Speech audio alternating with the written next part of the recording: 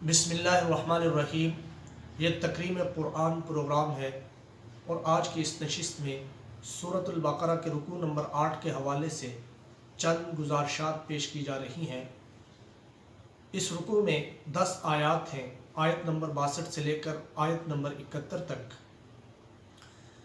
سورۃ البقرہ کے رکوع نمبر 8 کے آغاز میں ایک دین کی اہم اصول کا اعلان کیا گیا ہے کہ اللہ کے ہاں انسان کی سعادت اور نجات صحیح ایمان اور سچے عمل کے ساتھ وابستہ ہے۔ کسی نسل، خاندان، جماعت یا مذہبی گروہ بندی کا اس میں کوئی دخل نہیں ہے۔ اس کے بعد بنی اسرائیل میں وقتاً فوقتاً ظاہر ہونے والی گمراہیوں کا تذکرہ ہے کہ یہ لوگ شریعت کے احکام پر عمل نہ کرنے کے لیے کس طرح تاخیری حربے استعمال کرتے تھے، مثلا طرح طرح کے حیلے اور بہانے تراشنا، عمل نہ کرنا، اس کی جگہ بہت زیادہ سوالات کرنا، دین کے بنیادی مقاصد اور بنیادی اصولوں کو پس پشت ڈال کر فروعی اور چند جزوی دینی معاملات میں بے حد مبالغہ کرنا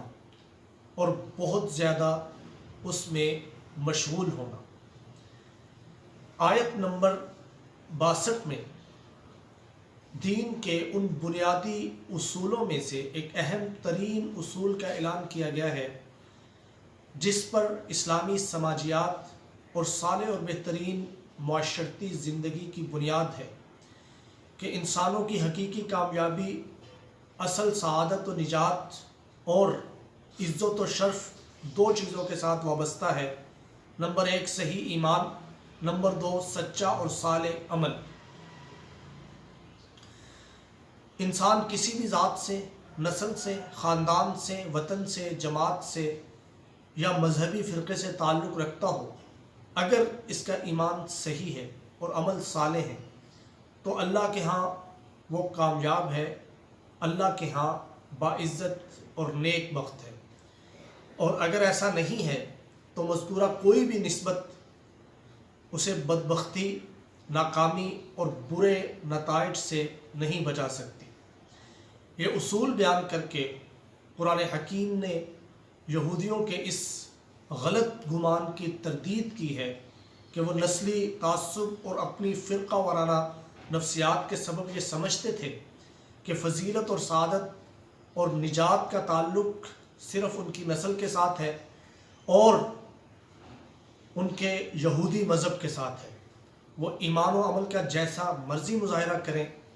دنیا کے ساتھ جیسے مرضی معاملات کریں، اقوام عالم میں ہمیشہ وہی برتر تھے اور وہی رہیں گے، اور اللہ کی جناب میں صرف وہی مقبول اور محبوب رہیں گے۔ جبکہ اللہ تعالیٰ نے فرمایا کہ ان الذین آمنوا والذین ہادوا والنصارى والصابئین من آمن باللہ والیوم الآخر وعمل صالحا فلہم اجرہم عند ربہم ولا خوف علیہم ولا ہم یحزنون، کہ وہ لوگ جو ایمان لے آئے، یعنی نبی کریم صلی اللہ علیہ وسلم پر جنہوں نے ایمان لایا، وہ لوگ جو یہودی ہوئے یعنی جو اپنے وقت میں حضرت موسیٰ پر ایمان لائے، وہ لوگ جو نصارہ کہلائے یعنی جنہوں نے حضرت عیسیٰ کا کلمہ پڑھا، وہ لوگ جو صابی ہوئے، ان میں سے جو بھی سچے دل سے اللہ پر اور قیامت کے دن پر ایمان لایا اور نیک اعمال سر انجام دیے تو بلا تفریق رنگ و نسل، فرقہ و مذہب اپنے ایمان اور عمل کا اجر اللہ کے ہاں ضرور پائے گا۔ پھر اس کے لیے نہ کوئی خوف ہوگا، نہ کوئی پریشانی ہوگی۔ پھر آیت نمبر 63 میں اس غیر معمولی واقعہ کی جانب اشارہ ہے کہ جب بنی اسرائیل سے اللہ کی غیر مشروط اطاعت اور فرما برداری کا عہد لیا گیا۔ وَإِذْ أَخَذْنَا مِيثَاقَكُمْ وَرَفَعْنَا فَوْقَكُمُ الطُّورَ، فرمایا کہ اپنی تاریخ حیات کا وہ وقت بھی یاد کرو جب ہم نے تم سے تمہارا عہد اطاعت لیا تھا، اور یہ وہ وقت تھا کہ تم پہاڑ کے دامن میں ہیبت زدہ کھڑے تھے اور کوہ طور کی چوٹیاں تم پر ہم نے بلند کر دی تھیں، اور تورات عطا کر کے کہا تھا کہ دیکھو جو کچھ اس میں تمہاری سماجی اور قومی زندگی کے مقصد کے طور پر تمہیں عطا کیا گیا ہے اسے مضبوطی کے ساتھ تھامو، اس پر جم جاؤ، اور جو کچھ اس میں بیان کیا گیا ہے اپنے ہر کام میں ایک نصب العین کی طرح ہمیشہ اسے یاد رکھو، اس لیے تاکہ تم مقاصد شریعت کی تکمیل میں ادنا سی کوتاہی سے بھی بچ سکو۔ پھر آیت نمبر 64 میں فرمایا، لیکن اس سخت تاکید کے باوجود تم اپنے عہد اطاعت سے پھر گئے تھے، اور اگر اللہ کا فضل اور رحمت تمہارا ساتھ نہ دیتی تو تمہارے اعمال بد تو اسی قابل تھے کہ تم ہمیشہ کے لیے خواب و خاسر ہو جاؤ۔ پھر آیت نمبر 65 اور اس سے اگلی آیت میں بنی اسرائیل کی ایک اور گمراہی کا تذکرہ ہے کہ وہ شریعت کے احکام پر سچائی کے ساتھ عمل نہیں کرتے تھے، اور اس سے بچنے کے لیے طرح طرح کے ہیلے بہانے گڑھ لیتے تھے۔ وہ دراصل نمائشی طور پر شریعت اور قانون شریعت کے پیروکار تھے، ظاہری طور پر شریعت کے حقیقی مقاصد کی تکمیل کی جد و جہد کی اصل روح ان میں باقی نہیں رہی تھی، جیسا کہ اصحاب سبت کے واقعے سے ظاہر ہوتا ہے۔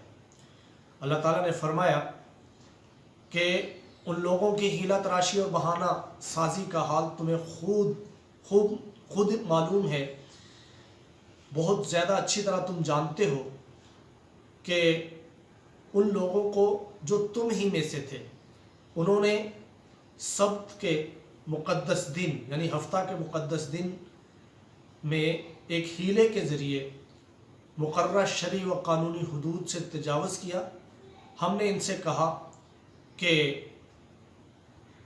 فَقُلْنَا لَهُمْ كُونُوا قِرَدَةً خَاسِئِينَ کہ اعلیٰ انسانی اقدار اور بہترین مقاصد زندگی سے محروم ہو کر ان بندروں کی طرح ہو جاؤ جو ذلیل و خوار ہیں۔ پھر آیت نمبر 66 میں مزید فرمایا کہ ہم نے احکام شریعت سے بچنے کے لیے ہیلہ سازی کے اس معاملہ کو ان سب لوگوں کے لیے جن کے سامنے یہ معاملہ پیش آیا اور ان کے لیے جو بعد میں آئے ایک تازیانہ عبرت بنا دیا، یعنی عبرت کا مقام بنایا، اور جو لوگ متقی ہیں، پرہیزگار ہیں، ان کے لیے اس واقعے میں بڑی نصیحت ہے، دانائی ہے کہ وہ احکام شریعت میں ہیلہ سازی کے بجائے ان احکام کی روح کے مطابق عمل کریں۔ پھر آیت نمبر 67 سے لے کر 71 آیت تک، پھر آیت نمبر 67 سے لے کر آیت نمبر 71 تک، یعنی اس رکوع کی آخری آیت تک بنی اسرائیل کا ایک واقعہ ذکر کیا ہے، اور اس میں ان کی یہ گمراہی واضح کی گئی ہے کہ وہ قانون شریعت کی سیدھی سادھی پیروی اور فوری اتباع کرنے کے بجائے اسے ٹالنے کی خاطر اس میں خام خواہ کے سوالات اٹھاتے تھے اور تعمق فی الدین سے کام لیتے تھے، یعنی دین میں بلا ضرورت باریکیاں تلاش کرتے تھے اور شریعت کی سادگی کو سختی اور پیچیدگی میں بدل دینے کے عادی ہو گئے تھے، جس کی وجہ سے وہ خود بھی بہت سے مصائب کا شکار ہو گئے تھے۔ دین کو انہوں نے اپنی ان سوالات کی وجہ سے، اپنے اس کردار کی وجہ سے مشکل بنا دیا تھا لوگوں کے لیے بھی۔ فرمایا کہ وَإِذْ قَالَ مُوسَىٰ لِقَوْمِهِ إِنَّ اللَّهَ يَأْمُرُكُمْ أَن تَذْبَحُوا بَقَرَةً کہ پھر وہ معاملہ یاد کرو جب موسیٰ نے اپنی قوم سے کہا کہ اللہ تعالیٰ تم کو حکم دے رہے ہیں کہ قتل کا معاملہ حل کرنے کے لیے ایک گائے کو ذبح کرو۔ بنی اسرائیل نے اس حکم کو سنجیدگی سے نہیں لیا اور کہا بھلا انسانی قتل کا گائے کے ذبح کرنے کے ساتھ کیا تعلق ہو سکتا ہے؟ انہوں نے کہا کہ اے موسیٰ، کیا تم ہمارا مذاق بنانا چاہتے ہو؟ حضرت موسیٰ علیہ السلام نے فرمایا میں جہلاء میں شمار ہونے سے اللہ کی پناہ طلب کرتا ہوں، یعنی احکام شریعت میں مذاق کرنا یہ جہالت کی علامت ہے۔ پھر آیت نمبر 68 میں مزید فرمایا کہ یہ سن کر بجائے اس کے کہ بنی اسرائیل گائے کو ذبح کر دیتے، کسی بھی گائے کو، اور اللہ کا حکم پورا ہو جاتا، لیکن وہ مزید اس کو ٹالنے کے لیے کہنے لگے کہ اگر ایسا ہی ہے، یعنی اللہ تعالیٰ نے یہ حکم دیا ہے تو اپنے رب سے یہ درخواست کرو کہ وہ واضح طور پر یہ بیان کر دے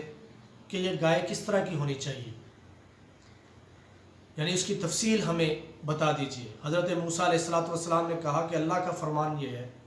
انہو یقول انہا بقرۃ اللہ فارض ولا بکر، کہ ایسی گائے ذبح کرو جو بالکل بوڑھی بھی نہ ہو، بالکل جوان بھی نہ ہو، بلکہ درمیانی عمر کی ہو۔ اور اب تفصیلات تم تک پہنچ گئی ہیں، تو اب جو حکم دیا گیا ہے اس کی تعمیل کرو۔ لیکن پھر اگلی آیت میں بنی اسرائیل نے ایک اور سوال اٹھاتے ہوئے کہا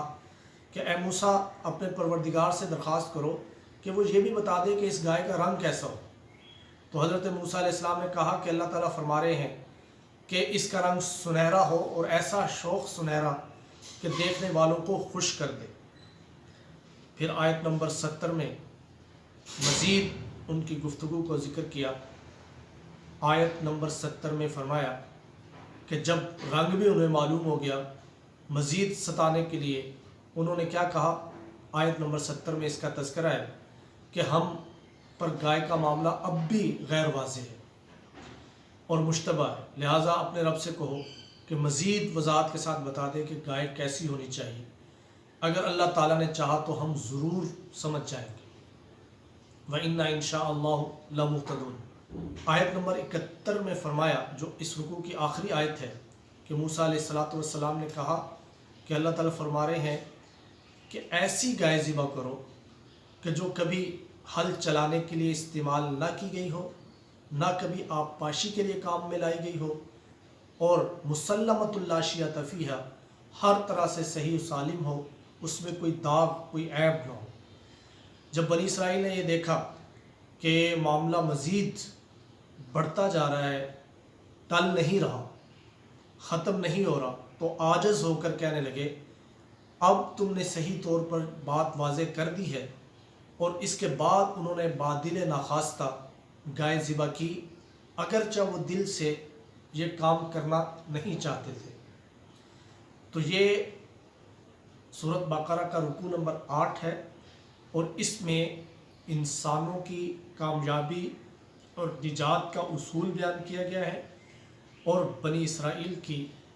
یہ کوتاہیاں بیان کی گئی ہیں کہ وہ شریعت کے احکام اور قوانین کو ٹالنے کے لیے ان میں تاخیری حربے استعمال کرتے تھے، اور طرح طرح کے سوال اٹھاتے تھے، اور